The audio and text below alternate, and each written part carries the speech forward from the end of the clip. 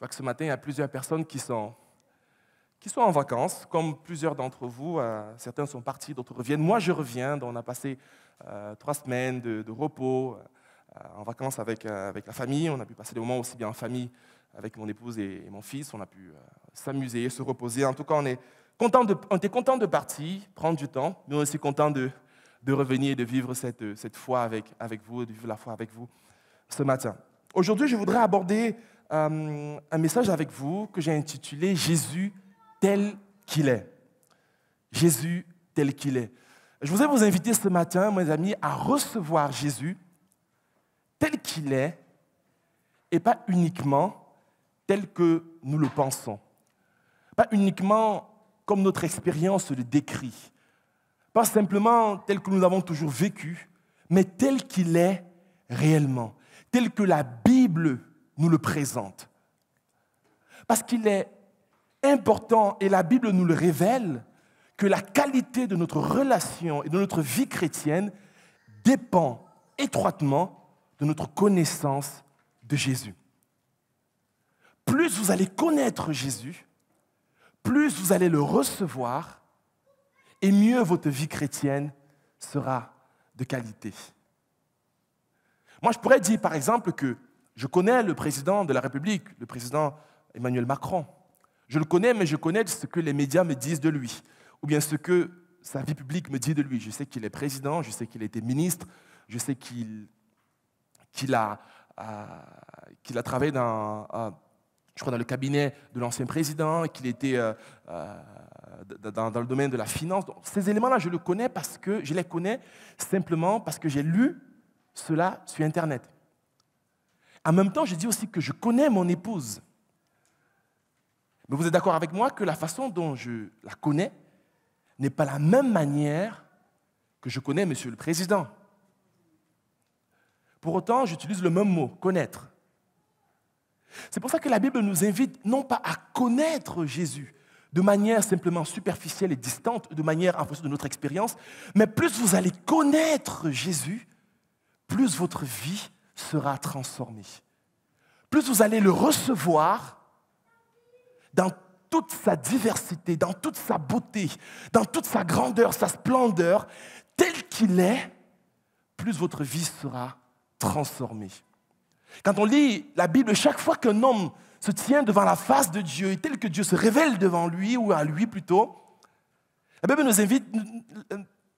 nous dit souvent qu'il tombe face contre terre parce qu'il est étonné de la grandeur et de la beauté de Dieu. Je vous invite ce matin à lire plusieurs textes. Le premier texte qu'on va lire se trouve dans Apocalypse chapitre 3, verset 20. Vous connaissez peut-être ce passage. On le cite souvent lorsqu'on fait l'évangélisation. Il est dit, et c'est Jésus qui est en train de s'adresser à Jean. Il dit, « Voici, je me tiens à la porte et je frappe. Si quelqu'un entend ma voix, ouvre la porte, j'entrerai chez lui, je souperai avec lui et lui avec moi. » Vous connaissez peut-être ce texte, mais regardez un peu ce texte. Il dit, « Voici, je me tiens à la porte. » Jésus s'adresse ici aux chrétiens, même si on l'utilise souvent pour quelqu'un qui n'est pas encore chrétien. Il dit, « Je me tiens à la porte et je frappe. » Celui qui ouvre son cœur, je viens demeurer avec lui et demeurer en lui. Parfois, malheureusement, lorsque Jésus entre dans notre vie, nous l'ouvrons la porte, mais parfois nous laissons un Jésus particulier entrer. On va peut-être laisser entrer le Jésus qui sauve, mais on ne laissera pas entrer le Jésus qui guérit. On laisserait peut-être entrer le Jésus Emmanuel, Dieu est avec nous, mais on ne laissera pas entrer Jésus Seigneur, Dieu qui est au-dessus de tout. On laisserait peut-être entrer Jésus qui me conduit tous les jours de ma vie, mais on ne laissera pas entrer Jésus le sacrificateur qui me pardonne. Et ce que je voudrais vous inviter à réfléchir, mes amis, ce matin, c'est quel est le Jésus que vous avez fait entrer dans votre cœur? Quel Jésus connais-tu ce matin? Connais-tu le Jésus prophète? Le Jésus sacrificateur? Le Jésus roi?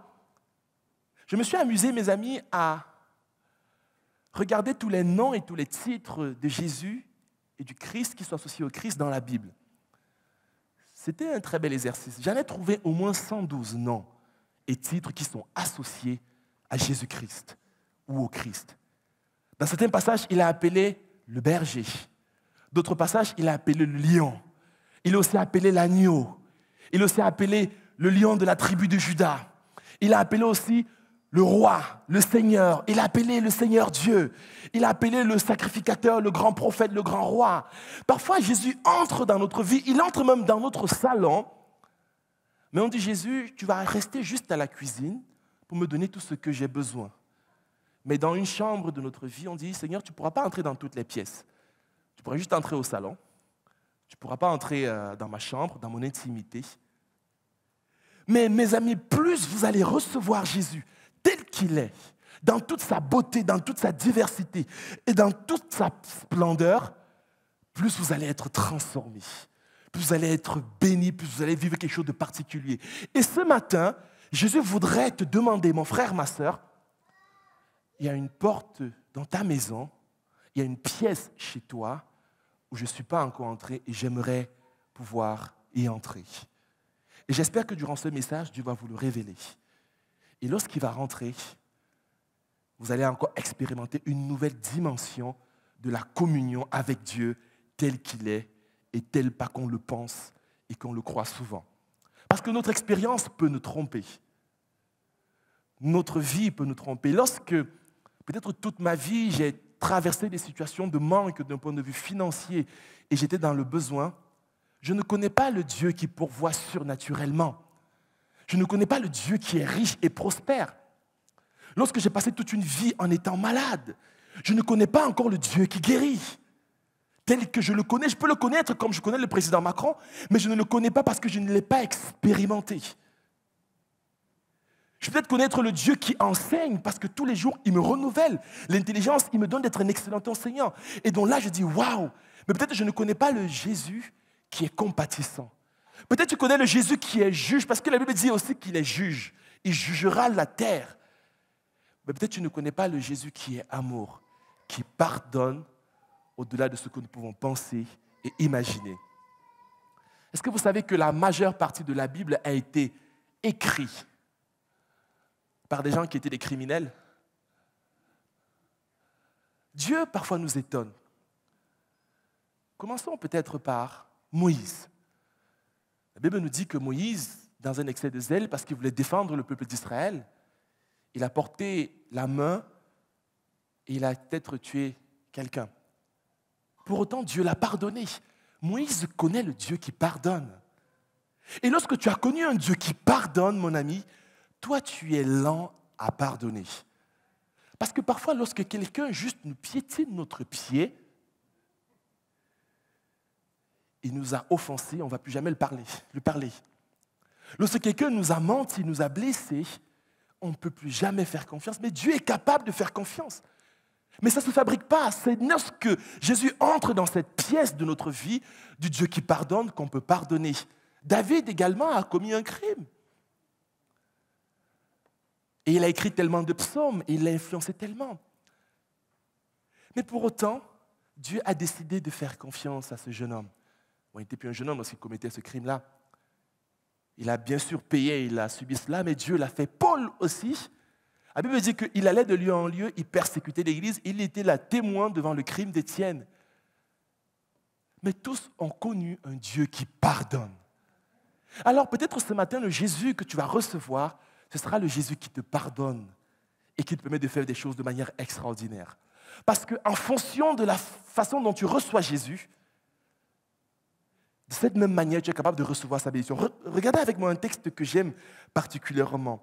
Matthieu chapitre 10, verset 40. Il est écrit, « Si quelqu'un vous accueille, c'est moi qui l'accueille. Et celui qui m'accueille, accueille celui qui m'a envoyé. Si quelqu'un accueille un prophète en qualité de prophète, il recevra la récompense de prophète. De la même manière, celui qui accueille un juste en qualité de juste recevra une récompense de juste. » Regardez ce texte, il nous dit quoi? Il nous dit que si tu accueilles un prophète en qualité de prophète, tu recevras la récompense d'un prophète. Mais si tu accueilles un juste en qualité de juste, tu recevras également la récompense du juste. Qu'est-ce que cela nous dit? Cela nous dit que lorsque quelqu'un vient à nous, il porte en lui une semence. Et en fonction de notre capacité de le recevoir, de le vivre, nous sommes capables de porter toutes ces grâces et toutes les bénédictions qui sont accompagnées. Si Jésus vient dans ta vie et que tu le reçois comme un prophète, alors tu peux croire que Jésus peut parler et dire des choses sur ta vie et les choses arrivent et s'accomplissent. Si tu me reçois en tant que pasteur, ça veut dire que tu peux recevoir quelques paroles que peut-être Dieu m'a communiquées pour ta vie. Peut-être tu peux chaque personne porte en lui une semence et notre capacité de recevoir nous transformera. Pour moi, l'illustration la plus claire et la plus évidente, c'est laquelle je pense le plus, c'est la relation dans un couple. Lorsqu'une femme ouvre son cœur à un homme, elle le reçoit en tant que quelqu'un qui peut être intime dans sa vie. Elle le reçoit non pas de la même manière qu'elle va recevoir un frère ou un ami. Et lorsqu'elle le reçoit et que lorsqu'ils sont mariés et que sur le lit conjugal, il y a l'acte sexuel, il y a une semence qui naît et il y a un enfant qui naît et il y a une vie qui est transformée. Parce qu'elle a reçu en tant que partenaire de vie. Et chacun d'entre nous, nous portons une semence. Et par-dessus tout, Jésus, lorsque nous le recevons tel qu'il est et pas tel que nous le pensons, nous sommes ouverts à recevoir la semence qu'il veut placer dans nos vies. Et c'est pour ça qu'il dit, lorsque vous recevrez quelqu'un en qualité de prophète, vous recevrez également la récompense de prophète. Lorsque vous honorez quelqu'un, vous recevez la récompense qui vient dans sa vie. Alors, mes amis, aujourd'hui, je voudrais qu'on reçoive Jésus tel qu'il est, tel qu'il se présente à nous. Parce que si nous le recevons ainsi, alors nous verrons des choses extraordinaires. Dans un passage dans Matthieu, chapitre 8, dans Marc 8, verset 27, il y a Jésus qui va poser des questions à ses amis. Ce verset n'est pas affiché. Il va dire, « Qui dit-on que je suis ?» Jésus va se tenir avec ses disciples et va dire, « Mais qui dit-on réellement que je suis ?» Il dit, certains disent que je suis, et c'est Pierre et certains qui vont raconter, d'autres disent que tu es prophète, d'autres disent que tu es Élie qui est revenu à la vie, et certains disent que tu es l'un des prophètes, d'autres, peu importe. Et Jésus va dire, mais toi, Pierre, qui dis-tu que je suis? Et Pierre dira, tu es le Fils de Dieu, tu es le Messie. Il aura reçu une révélation particulière de Jésus. Je vous ai dit tout à l'heure qu'il y en a au moins 112 noms et titres qui s'associent à Jésus. Je ne vais pas les voir tous aujourd'hui, parce que sinon je vais vous fatiguer. Je voudrais vous inviter à lire avec moi. On va voir 4 titres qui apparaissent dans un texte dans Apocalypse au chapitre 1 au verset 8.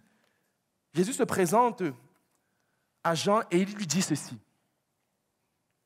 « Je suis l'alpha et l'oméga, dit le Seigneur Dieu, celui qui est, qui était et qui vient, le Tout-Puissant. » Amen. Oui, je te lis ce texte. D'après vous, vous trouvez combien de noms associés à Jésus là?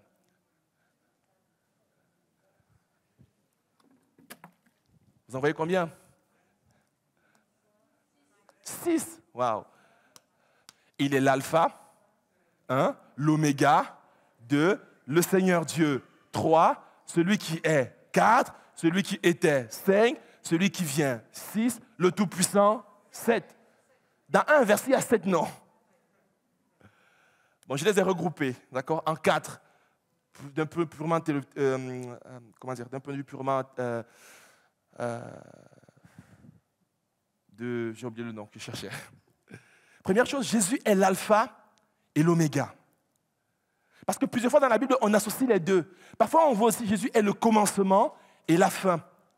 Jésus est celui qui est là, le premier et le dernier. Alpha, oméga, c'est l'alphabet grec, c'est la première lettre de l'alphabet jusqu'à la dernière lettre de l'alphabet. Qu'est-ce que cela nous dit de Jésus? Il nous dit que toute l'écriture, tout ce qui est écrit nous parle de Jésus du début à la fin. De la Genèse à l'Apocalypse, vous trouvez Jésus être présent. Il est là depuis le commencement de toutes choses jusqu'à la fin. Il est le premier, il est en même temps le dernier. C'est capital de saisir cette notion-ci. Nous avons un début et une fin. Jésus n'a pas de début ni de fin. C'est une notion qui nous échappe. Si nous avons une naissance, un anniversaire comme on a célébré, Jésus, vous allez placer son anniversaire à quelle date? Peut-être Noël, ce n'est pas forcément le jour où il est né, parce que la Bible dit qu'avant qu'il arrive, il était. Avant que j'étais déjà présent, avant que le monde soit, j'étais. Jésus n'a jamais été surpris, il n'a jamais été absent, parce qu'il est au début, au commencement, et en même temps, il est à la fin. Jésus n'est jamais en retard, parce qu'il est hors du temps. Il vient au temps convenable. Alors, mon frère, ma sœur, je voudrais te dire que si ce Jésus que tu connais et que tu aimes, s'il est en même temps au début et à la fin, peu importe ce que tu vis, peu importe ce que tu traverses, Jésus connaît le début et la fin. Peu importe la maladie, peu importe les épreuves, peu importe les défis auxquels tu es confronté en ce moment et que tu ne sais pas comment la fin du mois va arriver. Jésus, lui, le sait. Peut-être tu ne sais pas si tu vivras dans 2 ans, dans 3 ans, dans 10 ans. Jésus connaît le début de ta vie. La Bible dit qu'avant que tu ne naisses, il te connaissait. Alors je voudrais te dire, mon ami, ne t'inquiète de rien.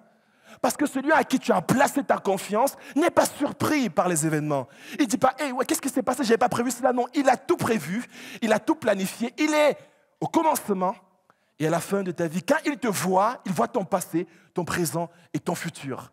Et quand il te dit que je t'aime et que je serai avec toi, ce ne sont pas des paroles en l'air. C'est qu'il connaît les erreurs que tu vas commettre. Il connaît les défis auxquels tu seras confronté. Il sait ce que tu vas vivre. Et quand il te dit je serai présent, alors je serai présent. C'est pour te rappeler que peu importe ce que tu vis, Dieu est présent. Peu importe ce que tes enfants te donnent comme mot de tête, Jésus est présent. Peu importe ce que ton employeur te dit, et peu importe ta situation financière, et peu importe l'épreuve sanitaire que tu vis, Jésus te dit, écoute, je ne suis pas surpris par ce qui t'arrive, mais je n'ai pas changé. Je reste le premier et le dernier. Alors s'il te dit, marche dans telle voie, tu peux réellement lui faire confiance. Parce qu'il est l'alpha et l'oméga. S'il te dit, mon frère, sois patient dans cette épreuve. Sois patient. Alors il sait ce qui t'attend après. Il sait que tu n'es pas le fruit du hasard. Et il sait qu'il a envie de vivre quelque chose de particulier avec toi. Alors je voudrais t'inviter, mon ami, à proclamer et à saisir que, Seigneur, même si c'est dur, même si c'est difficile, même si je n'arrive pas à comprendre ce que je vis et ce que je traverse, mon ami, Jésus est le même hier, aujourd'hui et éternellement. Et ce n'est pas parce que ce que je vis est en train de s'arrêter, ce n'est pas parce que ce que je vis est compliqué que Dieu change. Mon ami, Dieu n'est pas déterminé par nos circonstances et nos saisons. Dieu est Dieu et rien ne pourra changer ce qu'il est. Que nous le croyons ou pas, Jésus reste le même. La Bible dit qu'en lui, il n'y a aucune ombre de variation. Alors je veux que tu réalises, mon ami, que ce Jésus, quand il dit « Je suis l'alpha et l'oméga », on peut réellement lui faire confiance. Car ce qu'il dit arrive. Deuxième porte de Jésus. Alors peut-être ce matin, Jésus t'invite à ouvrir cette porte dans ta maison et dit « Écoute, peu importe ce que tu vis, même si tu ne l'as pas reçu souvent, même si tu l'as souvent renié, même si tu l'as souvent oublié, même si tu l'as souvent abandonné, il dit, écoute, avant que tu le fasses, je le savais. Mais ce que je veux, c'est que tu m'ouvres la porte de ton cœur et que je vienne souper avec toi comme le commencement et la fin. Jésus dit également, je suis celui qui était, qui est et qui vient. Parfois, lorsque nous nous approchons de Jésus, nous croyons que Jésus il est amnésique. Ou encore qu'il est inconscient, à savoir qu'il ne voit pas ce qui s'était passé avant, ou encore moins qu'il ne sait pas ce qui nous réserve l'avenir. Dès le ventre de ta mère, Jésus était présent. Aujourd'hui encore, il est présent, et demain encore, il le sera. Cette révélation de Jésus m'amène à marcher dans la liberté et avec sérénité. Parce que parfois, quand nous arrivons devant Jésus, on dit, Seigneur, on pense qu'il ne connaît pas notre passé. Il connaît les fautes qu'on a commises. Il connaît les erreurs qu'on a commises. Il connaît ce que nous pouvons traverser. Et je voudrais te dire, toi, ce matin, que peu importe les abus que tu as subis, peu importe les épreuves que tu as subies, peu importe les déceptions que tu as vécues dans ta vie, Jésus était là lorsque tu les vivais. Lorsque tu étais dans ta chambre, il était présent.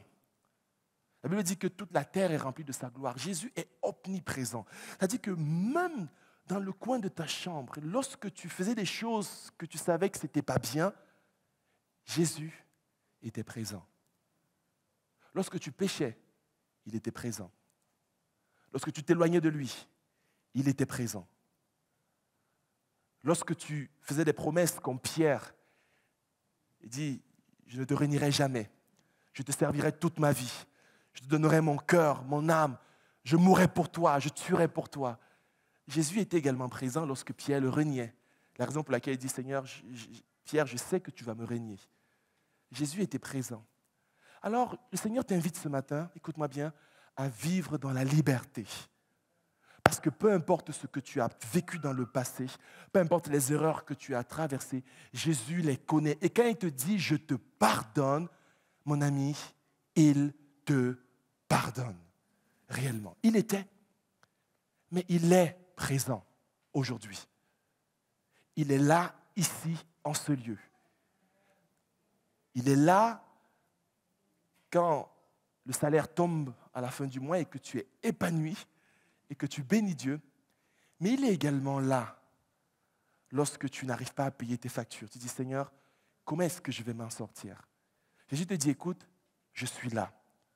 Ça va être difficile, ça va prendre un peu de temps, mais n'oublie pas que je suis présent et je suis là. Et surtout, il dit, je viens. Je reviens bientôt. La Bible nous dit, Maranatha, Seigneur Jésus, viens.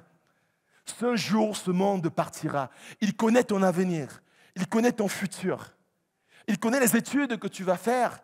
Il connaît les choix de tes enfants et des petits-enfants que tu as. Il connaît ton envie de servir. Il sait où est-ce qu'il va t'envoyer. Toi qui veux dire, Seigneur, j'aimerais te servir vraiment de tout mon cœur et de toute mon âme. Il sait où est-ce qu'il t'enverra. Il sait les personnes qu'il va mettre autour de toi. Jésus vient.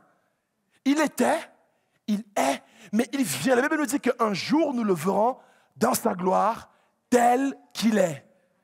Moi, je suis impatient de vivre ce jour-là. Je dis, waouh, parce que ce sera la fête dans le ciel, mes amis.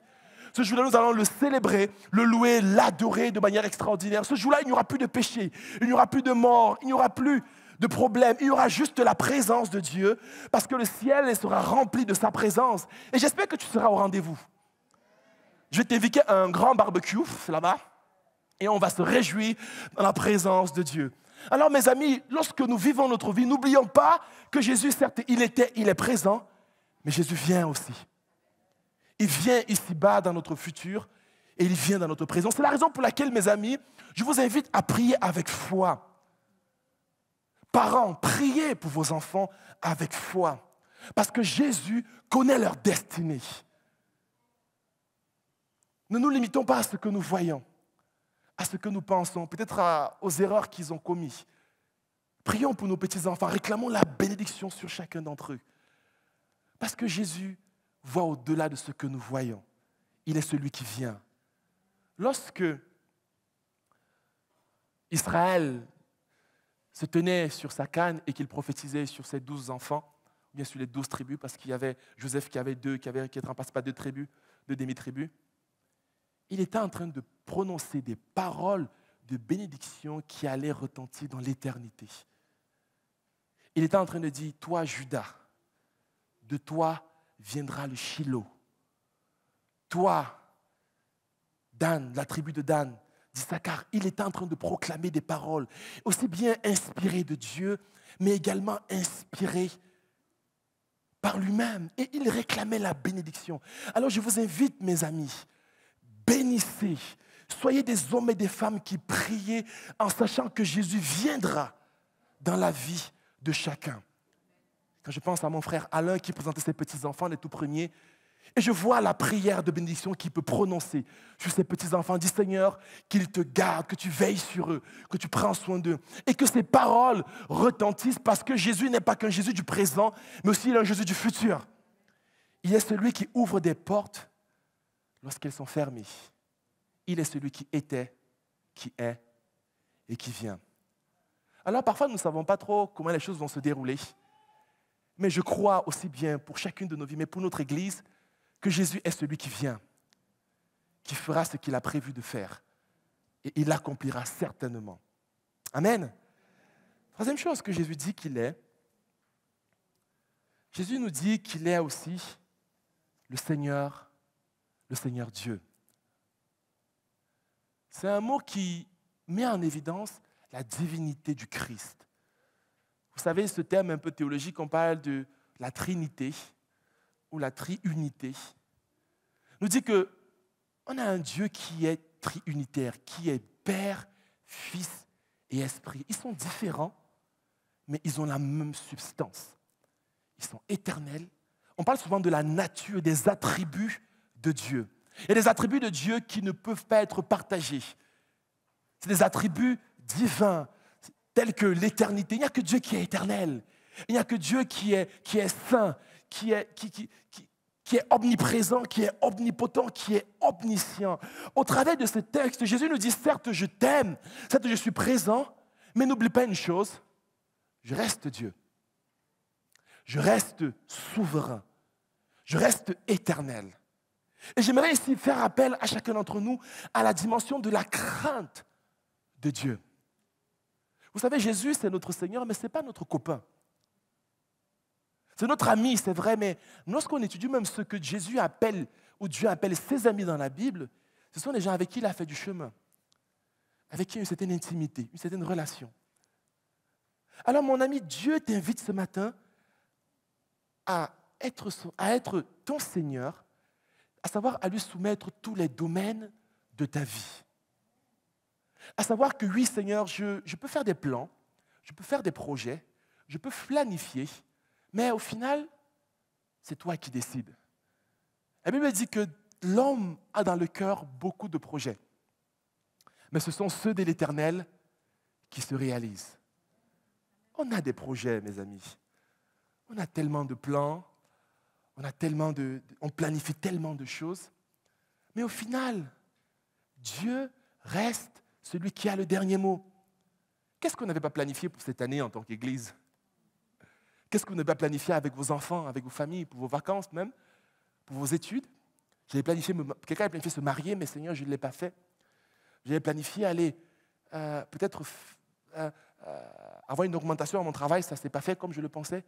J'avais planifié donner mon cœur à Jésus, mais il y a tellement de choses qui bousculent et qui changent. Mais mes amis, il y a quelque chose qui est important d'intégrer dans notre marche avec Dieu, c'est la souveraineté de Dieu. Dieu n'est pas cette machine de distributeur de biens qui dit « Seigneur, donne-moi, je veux ce que je veux ». Non, le Seigneur mérite d'être honoré et surtout reconnaître que Dieu reste Dieu. Et qu'il y a certaines choses que nous ne comprendrons pas tant que nous n'aurons pas fait un certain chemin avec lui. Et ça ne veut pas dire que Dieu ne voudrait pas les montrer. Quand je regarde mon fils qui a à peine 3 ans, j'ai peut-être envie de l'expliquer l'algèbre, les mathématiques, la physique-chimie ou peut-être la finance de marché ou les produits structurés, tout ce que vous pouvez imaginer. Mais j'ai beau essayer, je ne pense pas qu'il comprendra. Parce qu'il faut un chemin.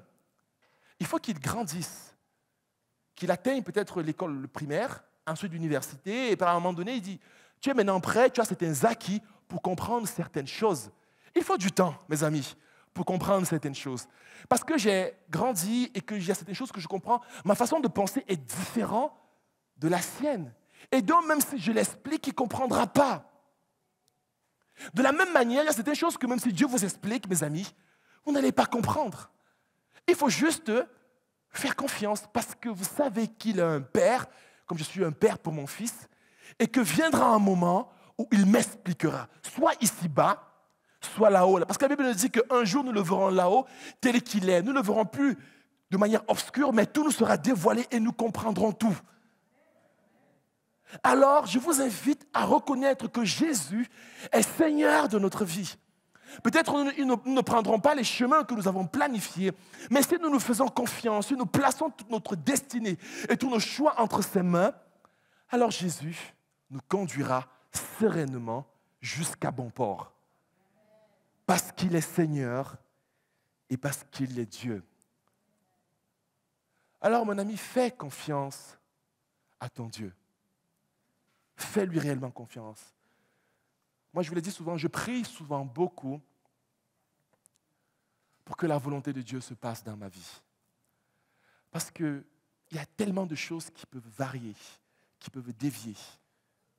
Et je sais une seule chose, c'est que si la volonté du Seigneur s'accomplit dans ma vie, alors je serai comblé. Sa volonté, elle est bonne, elle est agréable et elle est parfaite. Alors mon ami, écoute-moi bien. L'une des choses qu'on peut faire le plus, c'est de sans cesse dire, Seigneur, nous te soumettons notre volonté. Seigneur, notre Père qui est aux cieux, que ton nom soit sanctifié, que ton règne vienne dans ma vie, que ta volonté, non pas mal la mienne, mais Seigneur, que ta volonté soit faite sur ma terre, sur cette terre, comme elle est dans le ciel. Alors Dieu vous conduira et vous allez le recevoir tel qu'il est. Et un jour, un pasteur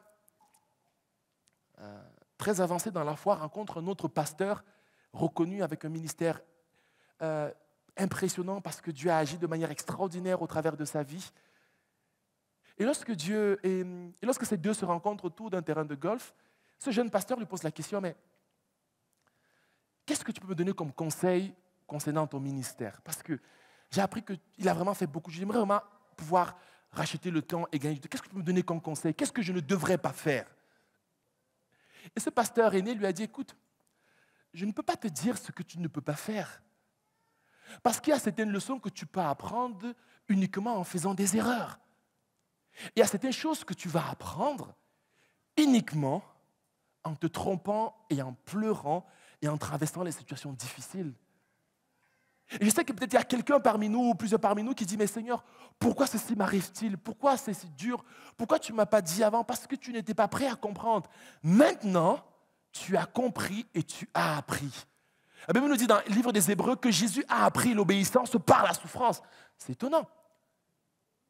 Alors lorsque la souffrance vous frappe, lorsque les incompréhensions vous saisissent, lorsque les difficultés sont présentes, ne dites pas, Seigneur, non, j'abandonne tout, je lâche tout. Dis au contraire, Seigneur, tu es Seigneur. Tu es Dieu. Tu règnes et tu connais toutes choses avant qu'elles ne commencent. Tu es mon début et ma fin. Alors, Seigneur, ça fait mal en ce moment. Je ne comprends pas ce qui m'arrive, mais je te fais confiance. Et je décide de te suivre et de te servir. Je te reçois comme mon Seigneur et comme mon Dieu. Amen. La dernière révélation de Jésus à Jean, c'est que Jésus dit, je suis le Tout-Puissant. J'aime bien la façon dont les anglophones le disent, Almighty God, Dieu Tout-Puissant. Je suis le Tout-Puissant. Il n'a pas dit, je suis le puissant, je suis un puissant, je suis le Tout-Puissant. Ça veut dire que Dieu peut tout accomplir. Rien ne lui est impossible. Les choses auxquelles nous ne pouvons penser, imaginer, Dieu est capable de le faire. Il y a un célèbre pasteur qui s'appelait George Muller, peut-être vous le connaissez. Il a dit, je crois que Dieu est réellement tout-puissant et que Dieu peut tout faire par la prière.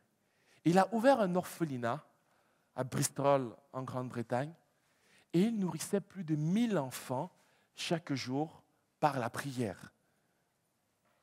Il dit, je veux démontrer au monde entier que Dieu est tout-puissant. On va être beaucoup plus pratique terre à terre.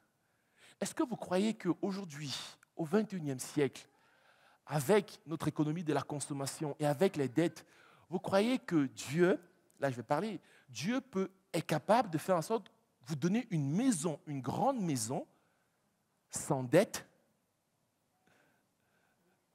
À titre personnel, je n'en connais pas trop. Mais est-ce que parce que je n'en connais pas trop, ça veut dire que Dieu n'en est pas capable? J'ai rencontré un jour, une fois, une femme évangéliste qui a dit, écoutez, j'ai vécu juste un miracle. Quelqu'un m'a fait un don de 50 000 € pour que j'achète une maison. Ce n'était pas en région parisienne parce que bon, ce serait beaucoup plus.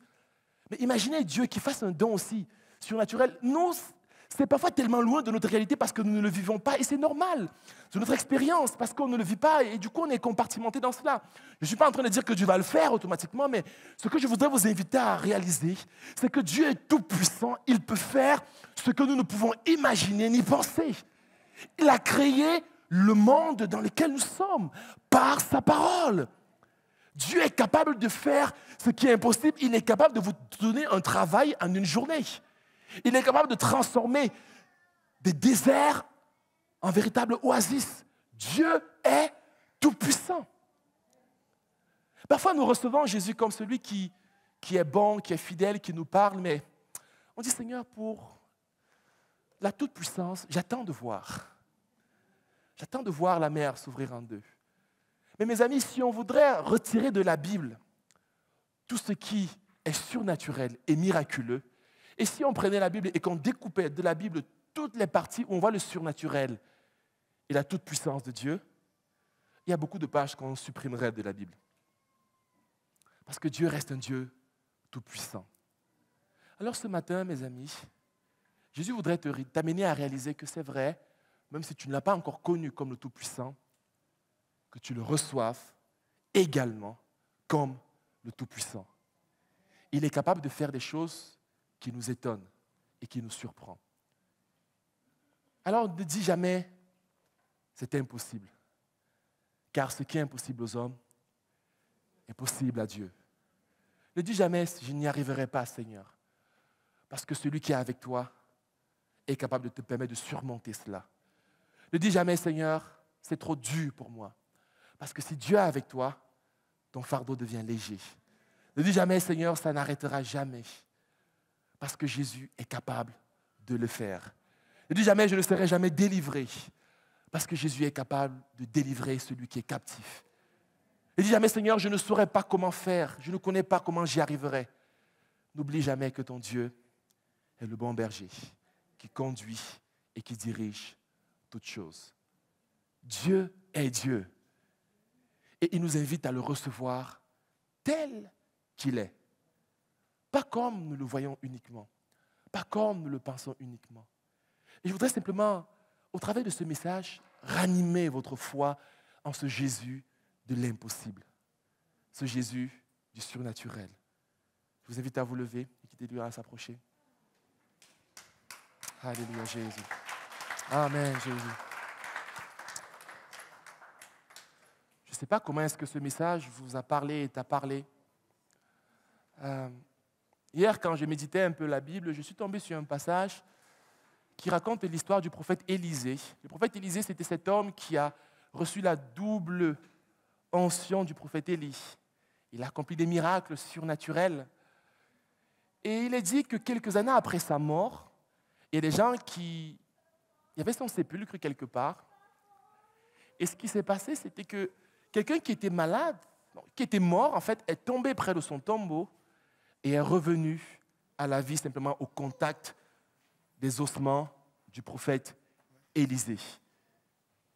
C'est étonnant parce que Élisée lui-même, il était mort. Et l'onction qui était sur lui ne l'a pas ressuscité, ne l'a pas guéri. Mais quelqu'un qui est mort est tombé sur lui et a été ressuscité. Peut-être tu es ce Élisée. Ce n'est pas parce que tu as des problèmes, ce n'est pas parce que tu es malade, ce n'est pas parce que tu as des difficultés que Dieu ne peut pas se servir de toi pour faire des choses qui te dépassent, parce qu'il est tout puissant. Je voudrais t'inviter à mettre ta foi en action, mon ami.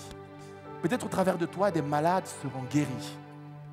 Peut-être au travers de toi, des hommes qui n'ont jamais reçu le pardon expérimenteront le Dieu qui pardonne. Peut-être au travers de toi, des gens qui n'ont rien, ne connaissent rien à l'Évangile et à Dieu, connaîtront un Dieu qui prend soin de nous dans la société et dans notre travail. Peut-être au travers de toi, Dieu fera des choses que tu n'as jamais fait. Il est Dieu. il fait tout. Et tout lui est possible.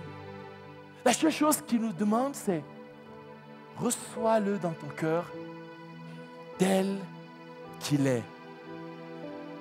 Tel qu'il est. Alors, tout sera possible. Et rien ne sera impossible. Ouvrons-nous encore ce matin à recevoir Jésus tel qu'il est, mes amis, et pas tel que nous le pensons. Je vous invite à prier quelques instants. Peut-être dans ton cœur, ce message t'a parlé, peu importe combien il t'a parlé, je t'invite simplement à ouvrir ton cœur et à prier maintenant et dire, Seigneur, je te reçois dans mon cœur comme mon Seigneur. Peut-être comme celui qui était, qui est et qui vient, celui qui tient ma destinée. Peut-être tu le reçois comme le premier et le dernier de toutes circonstances. Ouvre ta bouche quelques instants et parle-lui. Alléluia.